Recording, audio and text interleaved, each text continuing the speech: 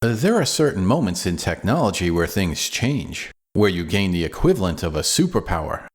This is one of those moments. Final Cut Pro was updated to version 11. And it's amazing! The main new feature is Magnetic Mask.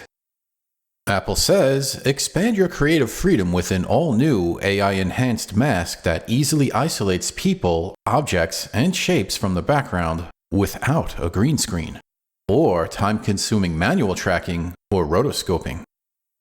Surprisingly, this advanced technology works on my 2018 Mac Mini. A recent Phottix TV video seemed like a great way to test this new feature. Here I am, wearing my heated hoodie, and looking out towards the water. I'm cutting the clip so we can just focus on the part relevant to this video.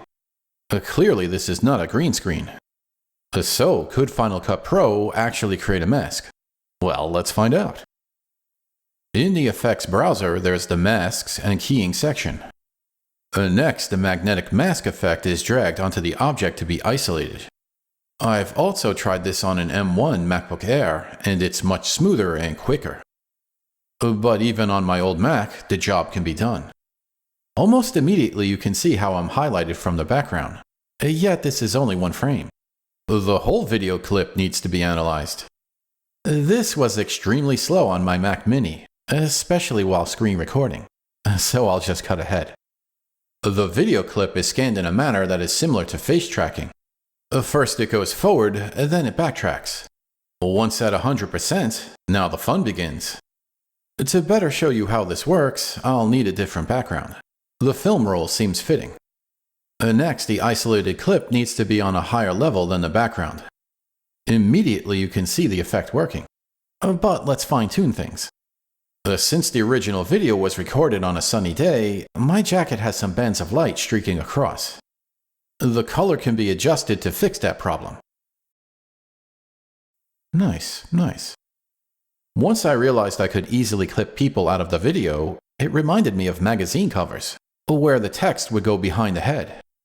An energetic text layer is added to the project.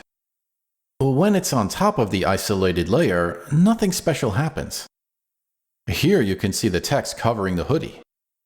But now that the character is masked, the text can be sandwiched in between the other two layers. I'll make the text bigger so you can see the effect more clearly. Isn't that awesome?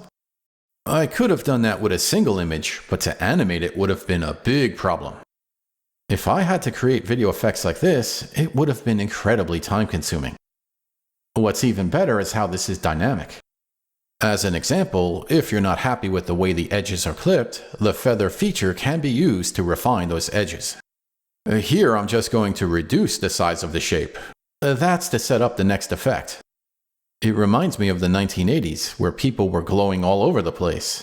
Ghost Jedi in Star Wars, roller skaters in Xanadu, and have you seen The Last Dragon? The glow is one of the main points of the whole movie. So, can I create an effect like that here? Very easily. By simply adding a drop shadow and then changing the color, a yellow glow is added. Pretty cool, huh? It was fun playing around with the colors, but I think a simple white worked the best. That's basically how the feature works. What do you think? Do you like it? You can let everyone know in the comments.